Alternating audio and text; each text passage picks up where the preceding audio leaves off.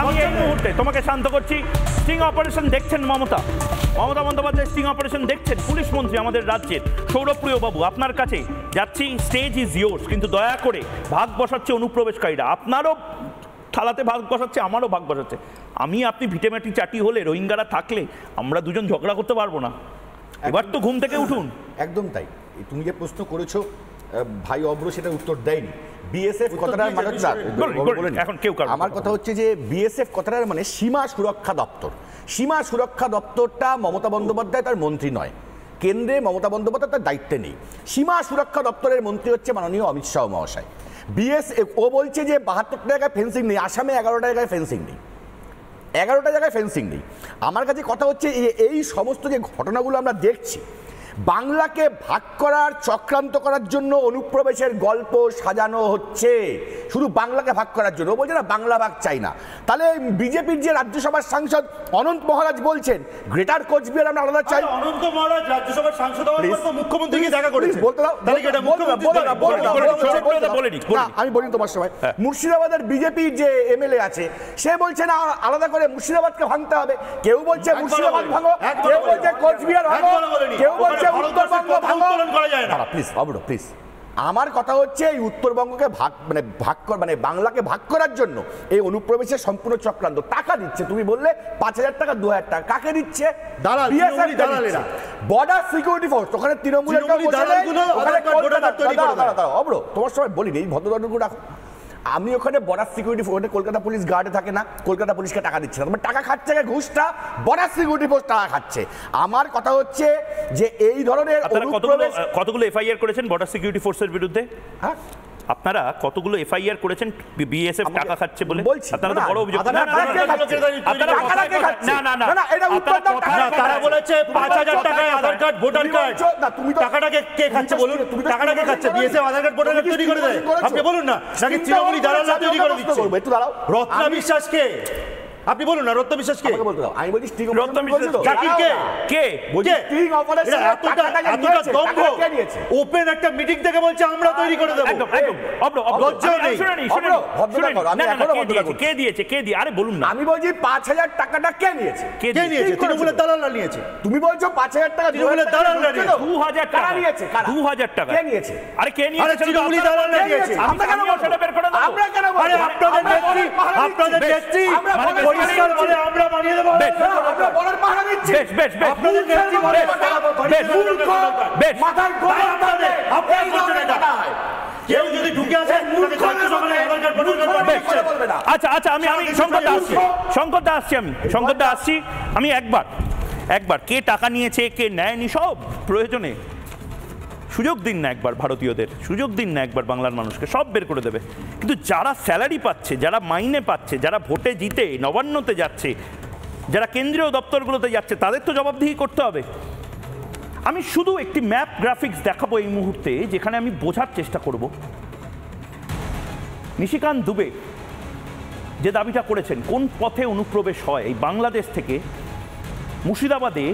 অনুপ্রবেশের খুব বড় সমস্যা, ভালো করে দেখুন। মুর্শিদাবাদ দেখতে পাচ্ছেন তো, মুর্শিদাবাদ থেকে বিভিন্ন জায়গায় জনবিন্যাস বদলে যাওয়ার যে বিষয়টা, মুর্শিদাবাদ মালদা থেকে আসছে, কোথায় যাচ্ছে? মুর্শিদাবাদ থেকে চলে যাচ্ছে পাকুড়, জামতারা, ডুমকা, গোড্ডা, সাহেবগঞ্জ, আবার মালদা থেকে চলে যাচ্ছে কাটিহার, পূর্ণিয়া, আরারিয়া, কিষানগঞ্জ। ঝাড়খণ্ড এবং বিহারের জনবিন্যাস আমি একবার দেখানোর চেষ্টা করব। নিশিকান্ত দুবের দাবি এটা, জনবিন্যাসটাই বদলে যাচ্ছে। আমার কথা বলার স্টাইল, আপনি যে গ্রামে বসে জবাব চায় বাংলা দেখছেন, গোড্ডায় বসে, সাহেবগঞ্জে বসে, জামতারাতে বসে, পশ্চিমবঙ্গের মুর্শিদাবাদ, মালদা, কোনো জায়গাতে বসে যদি দেখেন বদলে যাচ্ছে চারপাশ। ভালো করে বুঝুন, বিহার, ঝাড়খণ্ড, পশ্চিমবঙ্গ যদি পুরোটা বাংলাদেশের একটা বড় পপুলেশন চলে আসে এবং হেমন্ত বিশ্ব শর্মা যেটা বলছেন যদি কাট অফ হয়ে যায় তাহলে বিপদ। এবং ঠিক সেই জায়গাতে আমি শঙ্করদার কাছে যাব, কিন্তু তার আগে দিদি, জনবিন্যাস বদলাচ্ছে। জনবিন্যাস বা সহজভাবে বলতে গেলে আপনি যেভাবে কথা বলি, এই যে আমি এক ধরনের পোশাক পরে আছি, আপনি এক ধরনের পোশাক পরে রয়েছেন, আমার চারপাশে কথা শুনতে পাচ্ছি, আমাদের খাবার খাচ্ছি, কিছু জিনিস পান করছি, কিছু শব্দ আমরা বলি, সেগুলো বদলে যাচ্ছে।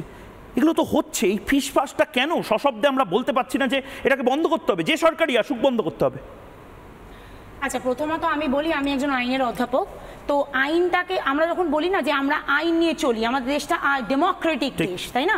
তো ডেমোক্রেসি যখন সব কিছুতে রয়েছে, তাহলে এখানে ডেমোক্রেসি কেন আসছে না? এটা হচ্ছে আমার প্রথম বক্তব্য। দ্বিতীয় বক্তব্য হচ্ছে যে নতুন যে আইন এসছে, আমরা নিশ্চয়ই সবাই জানি, দ্য ভারতীয় ন্যায় সংহিতা আইপিসিকে রিপ্লেস করেছে।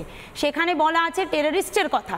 এবং এই যে স্টিং অপারেশনটা যেটা আপনারা করেছেন, খুবই ভালো করেছেন। মানে সেখানে অনেকে যারা দেখছে তাদের চোখ খোলা উচিত যে এরকম সত্যি এরকম লোকজন আসছে, এবং তার সত্ত্বে আমাদের যে আমাদের রাজ্যের যে এমপ্লয়মেন্ট, যেটার জন্য এত লোক হাহাকার করে মরে যাচ্ছে, সেগুলো কিন্তু আরও কমে যাচ্ছে। এই যেটা আপনি বললেন যে আমার পেটে লাথি মারছে, ওর পেটেও লাথি মারছে।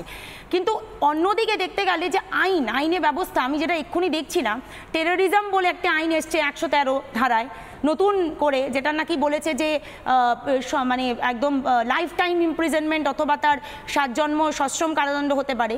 অথবা যেটা আমরা দেখি যে passport entry in India act বলে একটা অ্যাক্ট আছে, সেখানেও বলছে, এবং ইলিগাল ইমিগ্রেন্টস বলে একটা অ্যাক্ট আছে, যেখানে নাকি বারংবার বলছে যে এরকম কিছু যদি ধরা পড়ে তাকে 2 থেকে 3 বছরের তার কিন্তু জেল হবে। ঠিক এই জায়গাতে দিদি আমি একবার আপনাকে থামাচ্ছি। শঙ্কর ঘোষ, ঠান্ডা মাথায় বুঝুন, মানে আজকে তর্কের বিষয় নয়। এখানে অনেকে লিখছে, শঙ্করদা ধরবেনটা কি করে? এরা বাংলা কথা বলে, এরা হিন্দি বুঝে যায়, খুলনা থেকে এসে এরা সুন্দর হিন্দি বলে যাচ্ছে।